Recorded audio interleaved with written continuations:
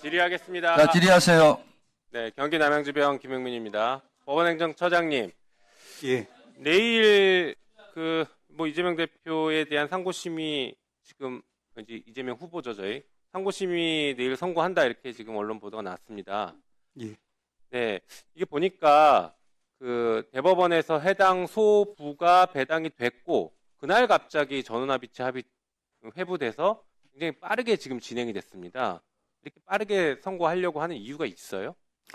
아시다시피 이제 저희 법원행정처는 재판 업무하고는 일체 거리를 두고 있어서 그 정확한 내막에 대해서는 저희들이 알 수도 없고 알아서도 안 됩니다. 다만 네. 말씀을 마저 드리면은 이제 저희들이 이제 언론 통해서나 또 저희 전체적인 이제 흐름을 통해서 추측하기로는 저희들이 이제 최근에 통계를 뽑아보니까 작년부터 저희들이 적어도 이제 공선법 사건에 대해서는 우리 법에 정해진 그런 취지를 법관들이 준수하자라는 그런 운동을 저희들이 많이 벌이고 있는데 최근에 이제 공선법 사건에 처리된 사건을 보면은 그 이전에 비해서는 1심, 2심 모두 한 2배 정도 속도가 빠르게 처리가 되고 있습니다. 네, 거기에다가 이제 사안의 예를 들면 시급성이라든지 또 이제 성격이라든지 이런 것을 이제 토대로 해서 이제 재판부에서 아마 그 전압 재판부인지이겠지만 판단했을 거라고 생각합니다. 그렇게 좋게 해석하실 수도 있겠지만요.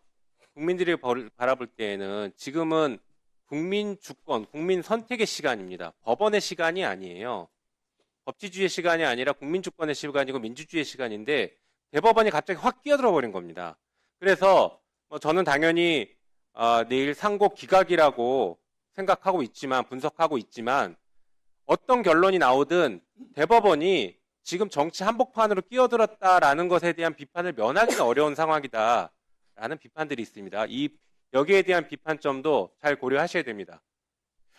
자, 그리고 2025년 3월 7일자 입법조사처의 이슈와 논점이라는 브리핑 자료 보셨는지 모르겠습니다. 대통령의 불소추 특권에 대해서 정한 것인데 이제 소개한 것인데 여기 보면은 해외 사례들이 좀 있습니다. 해외 사례 얘기하기 전에 대통령 불소추 특권 이거 왜 인정되는 겁니까?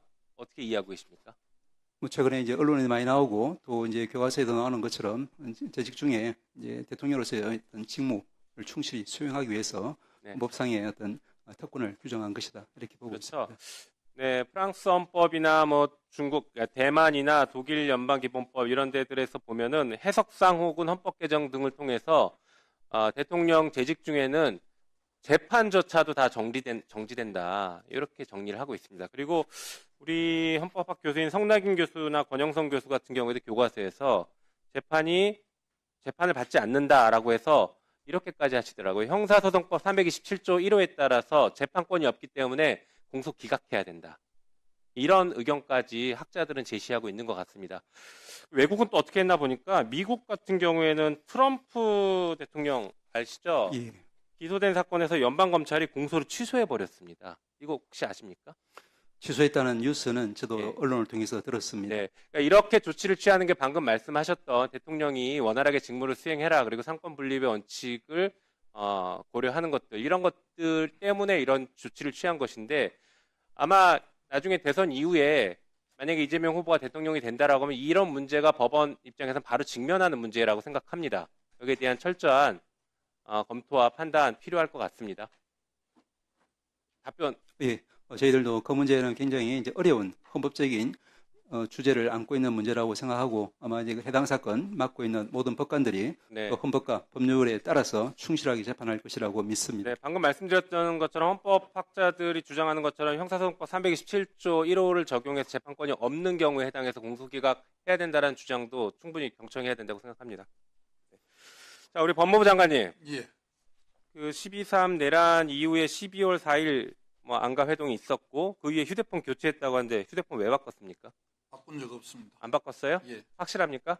지금도 갖고 있습니다. 아니 갖고 있는 거 말고 저번에도 보니까 휴대폰 바꿨지만 가지고 있다 이렇게 얘기하시는 것 같던데 저는 그래 말한 적 없습니다. 법원행정처장이요. 휴대폰을 바꾼 적 유심칩도 아니 유심칩도 법제처장입니다. 유심칩도 교체하지 않았어요? 유심칩 옛날 거 그대로입니다. 좋습니다. 그건 나중에 확인해 보면 되겠죠.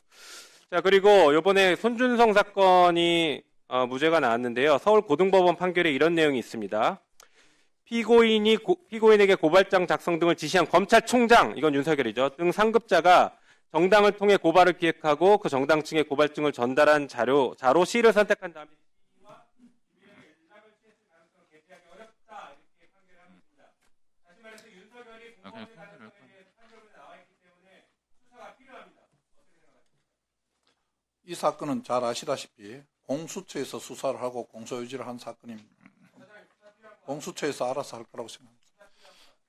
네, 그 의원님께서 그 지적하신 부분 잘 알고 있습니다. 수사 그 진행 여부 등에 그 반영하도록 하겠습니다. 네, 수고하셨습니다. 다음은 박균택 의원님.